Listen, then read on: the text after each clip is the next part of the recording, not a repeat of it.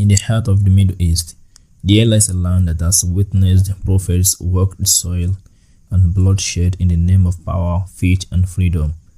That land is Palestine. But to Muslims around the world, it is far more than a political battlefield. It is a sacred trust, a symbol of steadfastness, and a living proof of the prophecy of Messenger of Allah, peace be upon him. For over 75 years, the people of Palestine have endured a level of occupation and violence that many nations would not survive. Generations have been born in refugee camps. Children have grown up without knowing what peace feels like. This video is about the truth as seen through the eyes of the oppressed, the lens of the Islamic teachings, and the promises that lie in the words of the Quran and Sunnah, the promises of justice, of divine victory, and of the blessed thoughts of this land and its people. So watch as we explore what it truly means when Allah subhanahu wa ta'ala says, and what is preventing you, O believers, from striving in the path of Allah in order to raise His word and to rescue the oppressed men, women, and children.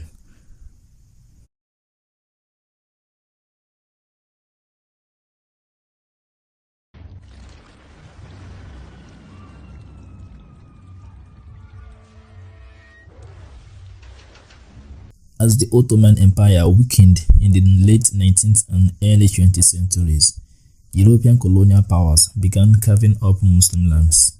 It was during this period that the Zionist movement set their sights on Palestine as a homeland for the Jew, despite the fact that Palestinians have lived here for centuries.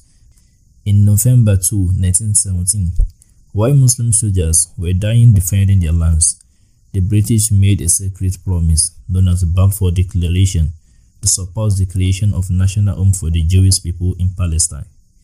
It was a betrayal of not just the Palestinians, but of justice itself.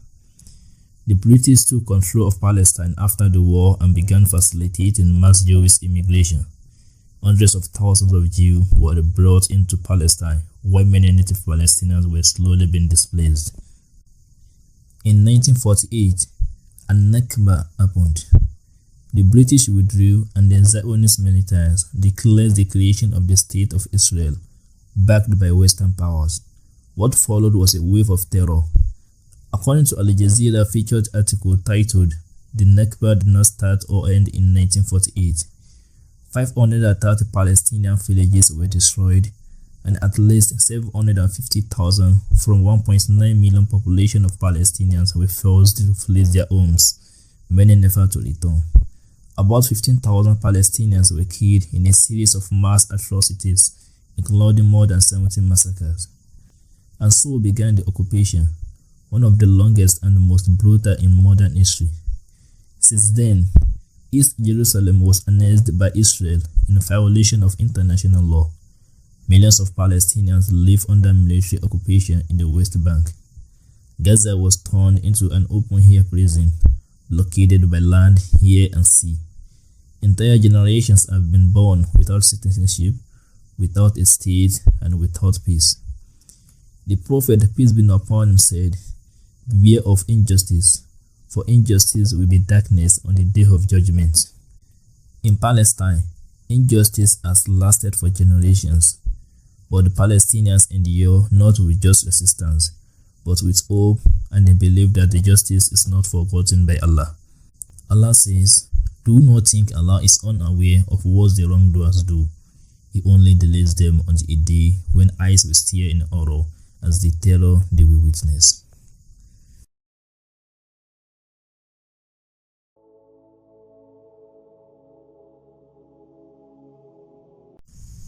To the world, Palestine may appear in headlines only when the bombs fall or the protests rise. But for Palestinians, oppression is not an event, it is a daily reality. It is the air they breathe, the roads they walk, the checkpoints they pass through, the curfew they endure, and the constant fear they live with. In the occupied West Bank alone, 849 military checkpoints have made free movement nearly impossible. A Palestinian can be stopped, searched, arrested, or even shot without warning. Children are dragged out of their homes in the middle of the night by IDF soldiers. Some are as young as 8 or 9 years old. These are violations of international law, but who holds the oppressor accountable? In Gaza, 2.3 million Palestinians are trapped in what human rights groups describe as an open-air prison, blockaded by Israel from land, sea, and air. Gaza's people live without clean water and under constant threat of airstrikes. Hospitals lack medicine, schools are in ruins, and yet they survive. When Israel bombs Gaza, which it has done repeatedly, the victims are often civilians.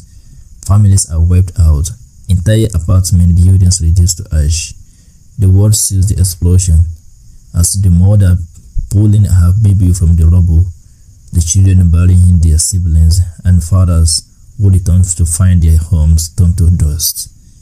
Meanwhile, in East Jerusalem, Al-Aqsa Mosque is constantly stormed by Israeli forces. In many scenarios, Palestinians praying inside are beaten, tear-gassed, and arrested in Ramadan, in Eid, in sacred moments. A place of peace turned into a battleground. This is not just occupation, this is humiliation. But in the face of this, the Palestinian people rise every day. They rebuild, they go to school, they pray, they resist not just with stones or protest, but with their very presence. The Prophet Muhammad, peace be upon him, said, "Whoever is killed while defending his word is a martyr. Whoever is killed while defending his religion is a martyr. And whoever is killed while defending his life is a martyr." Palestinians are defending all three: their land, their deen, and their lives. The world may look away, but Allah does not.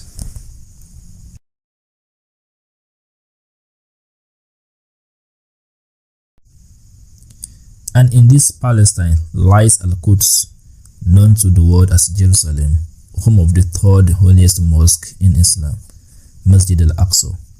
It was here in Jerusalem that the Prophet Muhammad, peace be upon him, led all the prophets in praying during the miraculous Isra wal Miraj. It is here that the angels gathered. It is from here that the Prophet ascended to the heavens. No other land after Mecca and Medina holds such honor in Islam. And yet, it is under occupation. It is violated, disrespected, and raided by those who do not recognize its sanctity, by those who storm its gate with weapons and bulls instead of wudu and humility.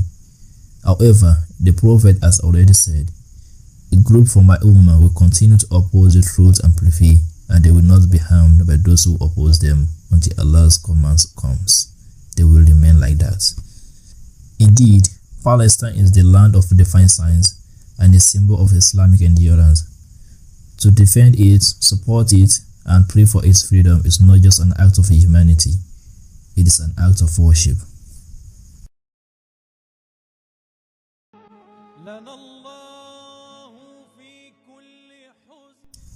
As we witness the suffering of Palestine, a question echoes in every believer's heart.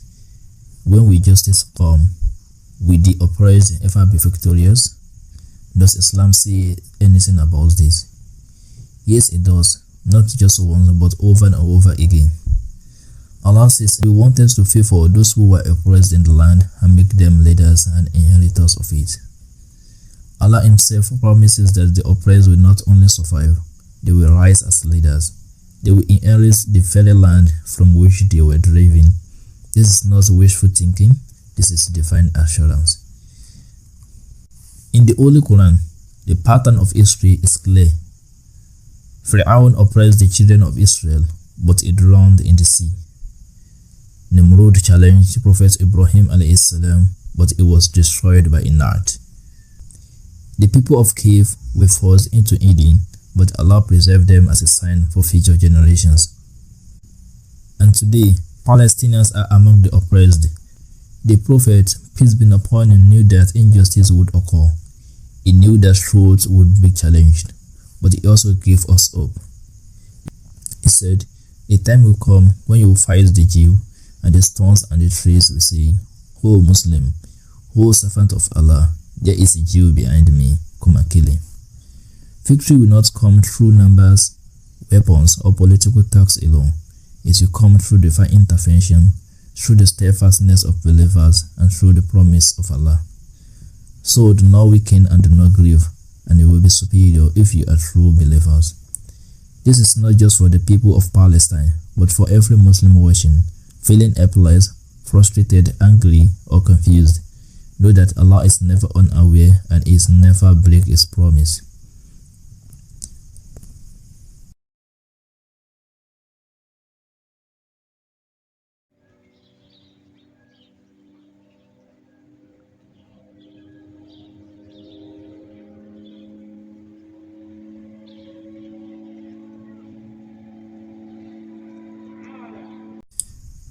Now you know the history. Now you've seen the pain.